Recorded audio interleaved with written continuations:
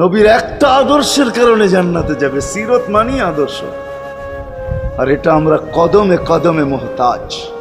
কেননা এই ছোট জীবনটা যদি গ্রহণযোগ্যতা পর্যন্ত পৌঁছাইতে হয় আল্লাহর কাছে, চাই নারী হই, চাই যুবক হই, চাই বৃদ্ধ হই, যেই মানুষই হই না কেন, যেখানেরই হই না কেন, যেই বাসারই হই না কেন, যেই বর্ণেরই হই না কেন, যেই পেশারই হই না কেন, যেই সোসাইটিরই হই না কেন, এই জীবনটাকে যদি গ্রহণযোগ্যতা পর্যন্ত পৌঁছাইতে হয় কার কাছে? দুনিয়া আলাদের কাছে না, মালিকের কাছে, যিনি এক ফোঁটা পানির থেকে অস্তিত্ব দিছেন, যার কাছে আবার আমাদেরকে ফিরা যেতে হবে।